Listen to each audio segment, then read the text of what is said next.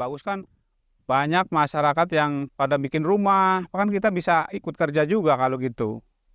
Sementara ini kalau nggak panen ya buru-buru mau pada bikin rumah kan untuk biaya hidup sehari-hari aja udah susah gitu, udah sulit. Didi telah menjadi petani di Kandang Haur Kabupaten Indramayu sejak 1989. Kekeringan bukan hal baru baginya. Didi pernah mengalami dampak kekeringan akibat El Nino pada 2017. Namun, kala itu ia masih memiliki modal untuk menanam semangka di desa sebelah. Kali ini padi di sawah seluas 3,7 hektar tak bisa dipanen. Sementara semua pendapatan dari hasil panen masa tanam pertama harus ia serahkan untuk menutup pinjaman dari bank. 8 juta rupiah untuk menanam padi di 1,5 hektar lahannya dan 10 juta rupiah untuk menyewa 1,7 hektar lahan sisanya. Yang masih ia miliki hanya ternak, tetapi belum bisa dinikmati hasilnya. Untuk kebutuhan sehari-hari, Didi terpaksa meminjam uang dari kerabat dan teman. Harapan saya sebagai petani di sini ya ada perhatian dari pemerintah lah, dalam hal ini adalah barangkali stimulan untuk permodalan, karena kita petani sudah banyak mengeluarkan modal,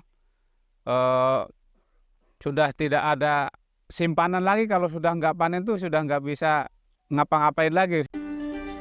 Dampak El Nino terasa di Indonesia sejak Juni.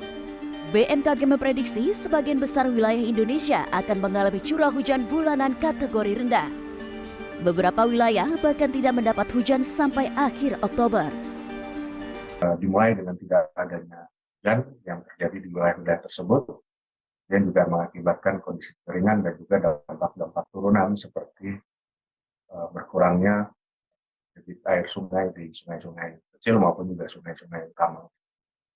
Kondisi ini mengancam sektor pertanian yang sangat mengandalkan air. Hal ini sudah dirasakan Kabupaten Indramayu, Jawa Barat sejak pertengahan Juli.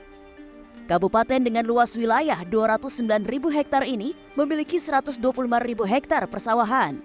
Dengan sumbangan beras sebesar 1,4 juta ton pada 2022, Kabupaten Indramayu masih menjadi salah satu lumbung padi yang memberikan sumbangan beras paling besar se-Indonesia. Namun, masa tanam kedua tahun ini memiliki nasib yang berbeda. Pada umumnya, masa tanam kedua dimulai pada Juni dan panen bisa dilakukan 3 bulan setelahnya. Namun, menurut Kepala Dinas Ketahanan Pangan dan Pertanian Kabupaten Indramayu, hingga akhir Agustus, dari 119.000 hektar sawah yang ditanami, baru 20.000 hektar yang berhasil panen. Sejak Juni, pemerintah daerah telah mendorong petani untuk menanam varietas padi genjah yang memiliki umur lebih pendek dan mengatur jadwal penggunaan air per kecamatan. Namun, kecamatan yang terletak jauh dari sumber air dan tidak memiliki harapan panen tidak mendapat prioritas bantuan air. Yang 6.000 hektar itu hampir sebagian besar ada di daerah-daerah ujung. Tidak ada daerah-daerah ujung, maaf, seperti halnya dari Jatiluhur, ujungnya itu Kecamatan Kandang Haur. Sejak Juli, Kecamatan Kandang Haur tidak mendapat air hujan sama sekali. Sementara waduk yang dibangun oleh warga setempat baru teraliri air pada pertengahan September. Kecamatan Kandang Haur dengan luas sawah 5.853 hektar biasanya bisa menyumbang 7 ton gabah kering giling per hektar. Kini hanya 1.194 hektar lahan yang berhasil panen dengan kisaran hasil 4 ton per hektar. Kualitas padinya pun tidak maksimal. Kini warga Kandang Haur hanya bisa mengandalkan air dari sumur bor untuk bertani. Sayangnya sumur bor tidak cukup untuk mengairi sawah di desa ini. Sumur bor yang terletak di utara pun sudah payau airnya. Menteri Pertanian Syahrul Yassin Limpo mengatakan neraca beras terkait ketahanan pangan dasar masih baik-baik saja. Namun ia juga mengatakan kita tidak boleh terlalu pede. Per El Nino itu diperkirakan oleh para pakar kita kehilangan 1,2 juta ton. Oleh karena itu intervensi yang kami lakukan membuat 500.000 hektar untuk membooster, mempersiapkan khusus untuk kalau terjadi shortage.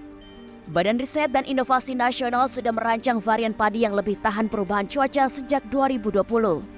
Rencananya, varietas padi ini siap diluncurkan pada 2025. Sekarang ini kami di BRIN coba menggabung-gabungkan sifat-sifat yang bisa mengantisipasi perubahan iklim. Karena perubahan iklim tidak hanya kekeringan, tapi juga bisa kekeringan, banjir, bisa juga salinitas atau kegaraman yang tinggi. BMKG memprediksi setelah dampak El Nino berakhir, curah hujan akan menjadi tinggi pada November.